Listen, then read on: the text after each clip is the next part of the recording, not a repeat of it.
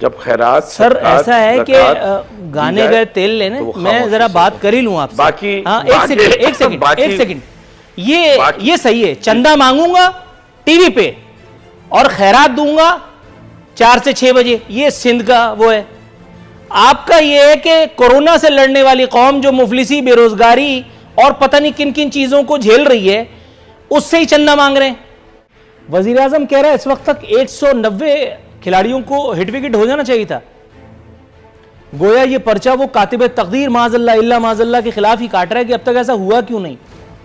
इसका मतलब है कि कोई बहुत भयानक सूरत हाल है।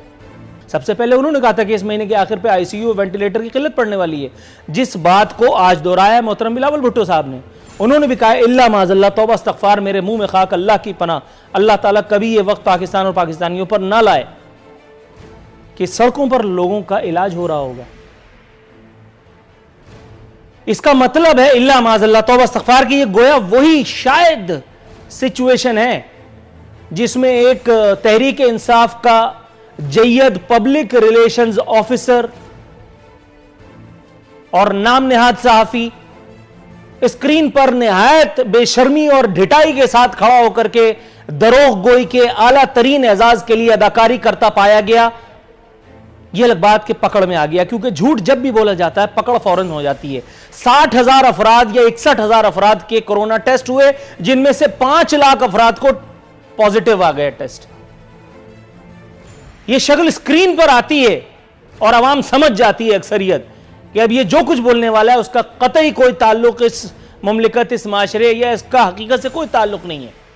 फिरदौस शमीम नकवी साहब न्यूजीलैंड की वजीर आजम, जिनका नाम इतना मुश्किल है कि मैं ले नहीं सकता, उन्होंने जो तब्दीली सरकार पर तो खुदकुश हमला किया है, इसके बारे में कुछ कहेंगे आप? 20% उन्होंने अगले 6 माह की मुद्दत के लिए पार्लियामेंटेरियंस की तनख्वाहें कम कर दी हैं।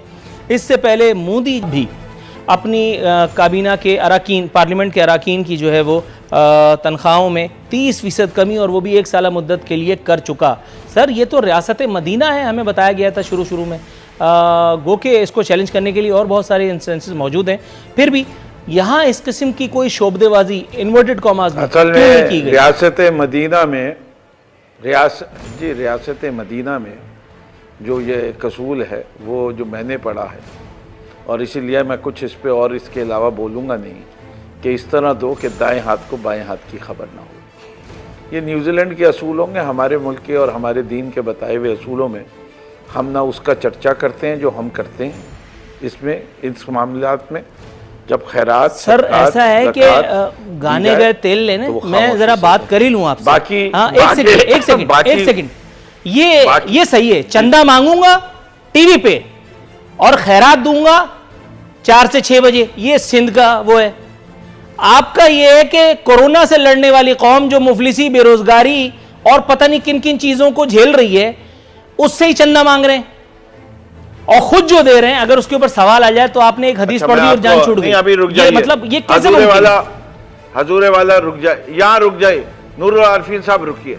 मेरी पूरी पार्टी के हर एमपीए ने अपनी तनख्वाह दी है, लेकिन हम वो वाहिद जमात पीपल्स पार्टी ने भी दी है, जिसने, आप तो अपोजिशन में, पीपल्स पार्टी सरकार है, उन्होंने भी दी है। अरे मैं आपसे, आपने मतलब नहीं समझ रहे, प्लीज जरा सोच लीजिए मेरे अल्फाज पे। हमने सबने दिया है, लेकिन हमने ऐलान नहीं किया। दुनिया जानती है, ऐलान नहीं किया। हम सब ने दी है, लेकिन ऐलान नहीं किया। मैं उसकी तो बात ही नहीं कर रहा, ऐलान नहीं किया, उसकी तो बात ही नहीं कर रहा। 1 माह की तनख्वाह मतलब ऊंट के मुंह में जीरा। आप ऐलान करने की बात कर रहे हैं, ऊंट के मुंह में जीरा। मैं कह रहा हूं ये बात और वो बात बिल्कुल अलग अलग है। नहीं सर, आप जैसा ज़हीन और फित्तीन आदमी अगर मेरा सवाल नहीं समझ पाएगा तो मुझे तो रोने के अलावा कोई चारा नहीं है। मैं आपको सूरज दिखा रहा हूं, आप मेरी उंगली टेढ़ी बता रहे हैं। मैं ये सवाल ही नहीं कर रहा, की वजह से बहुत कुछ रोना हो गया। नहीं, मैं सवाल ही नहीं कर रहा। यही झांसा मुझे पहले पीटीआई के एक रहनुमा दे चुके, उनका मैंने जो किया था वो तो बड़े मामलात हैं, लेकिन आप जैसा आदमी ये करेगा ये मुझे समझ में नहीं आया। मैं पूछ रहा हूं, एक आदमी 20% 6 महीने तक कमी कर देता है तनख्वाहों में, ये ज्यादा बड़ा काम है, या 30% कमी और वो भी 1 साल की मुद्दत के लिए, ये ज्यादा सिग्निफिकेंट काम है? या ये जो आप कह रहे हैं कि हम ऐसे करते हैं कि दाएं हाथ की बाएं हाथ को। सर आप जब आमिर कियानी से मिलते हैं तो डट के मिलते हैं, जबकि उसके ऊपर एक FIR मौजूद है। FIR का मतलब आप समझ रहे होंगे। आप खुसरू बख्तियार को जो नवाजते हैं तो वो तो पूरी दुनिया के सामने नवाजते हैं। अरे भाई, अगर आप 1 महीने की तनख्वाह लगाएंगे तो वो 1/12 होती है, 2 महीने की तनख्वाह लगाएंगे तो वो 1/6 होती है। तो जितना ज़्यादा दिया जाए उतना बेहतर है। एलानिया देना ज़रूरी नहीं है। मैं सिर्फ बात कोरोना वायरस की वजह से मोदी करे या कोई भी करे, ज़्यादा से ज़्यादा दो। आपको पता है कि हर पार्लियामेंटेरियन के ऊपर ये एक गरीब मुल्क है। शायद न्यूजीलैंड में ये बात नहीं आती हो। मुझे अपने हलके के अंदर हर MNA MP, यहाँ कुंडी साहब भी बैठे हुए हैं, वो भी मुझसे एग्री करेंगे कि तनख्वाह तो कहीं गई। हमें ये सोच के जो हमारे पास हमारे वर्कर्स और हमारी कॉन्स्टिट्यूंसीज में जो गरीब हजरात हमारे घरों तक आ रहे हैं, हमें उनको भी राशन देते हैं और उनको प्रोवाइड करते हैं। ये न्यूजीलैंड में आपको मंजर नहीं नजर आएंगे। आप आइए, आप किसी भी कॉन्स्टिट्यूंसी में, आपको मैं लेके चलता हूँ, अपनी कॉन्स्टिट्यूंसी में भी लेके चलूंगा, दूसरी जगह भी लेके चलूंगा। लेकिन ना हम देते हुए तस्वीर, आप मेरी एक तस्वीर दिखा दीजिए जिसमें फिरदौस शमीम नकवी ने कहीं कुछ देते हुए किसी के साथ तस्वीर खिंचवाई हो। लेकिन मैं आपको अपने दफ्तर ले जाऊंगा, दिखाऊंगा कि कितना राशन बटा है, बाकायदा NIC वगैरह के हिसाब से दूंगा और उसकी वैल्यू भी बता सकता हूँ। That is far greater.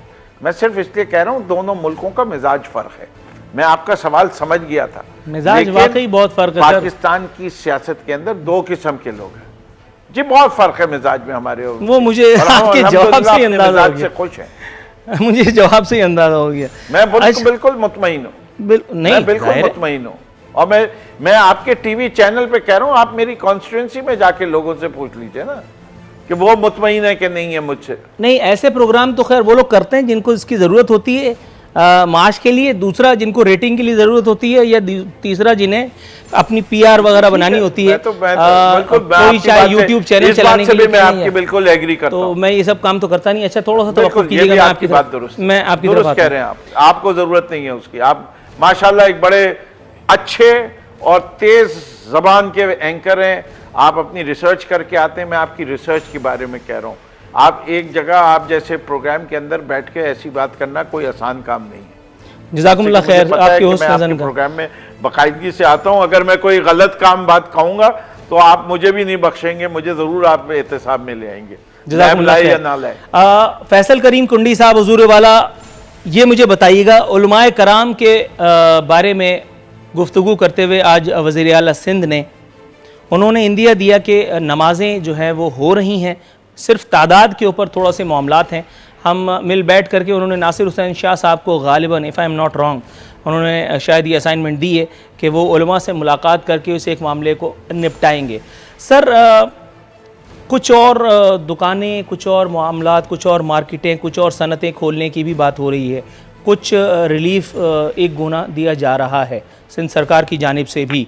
Sir, तो क्यों ना मसाजिद की राह में ये जो रुकावट है, जब किसी सुपर मार्केट, किसी सुपर स्टोर, किसी जगह पे कोरोना लोगों को नहीं काट लेता, तो यहाँ ये मसाजिद के ऊपर ये एम्बार्गो लगाना, ज़बरदस्ती एक चीज़ नाफिज कर देना जिसका कोई मतलब सर है ना पैर है, विद ऑल ड्यू रिस्पेक्ट, सिर्फ इस वजह से कि चंद वो एक उलमा जो आपके साथ ऑन बोर्ड है। ऑन एयर कह रहा हूँ, किसी को बुरा लगे तो सानू की, मैं कौन सा उनसे लेके खाता हूँ। किसी की ग्रांट आप रोक लेंगे, किसी को पुलिस मोबाइल चाहिए तो वो आप छीन लेंगे, किसी को 2 टुल्ले चाहिए होंगे तो आप वो नहीं देंगे। उनको अपनी जानों का खौफ है, हम तो वैसे ही मेंटल लोग हैं।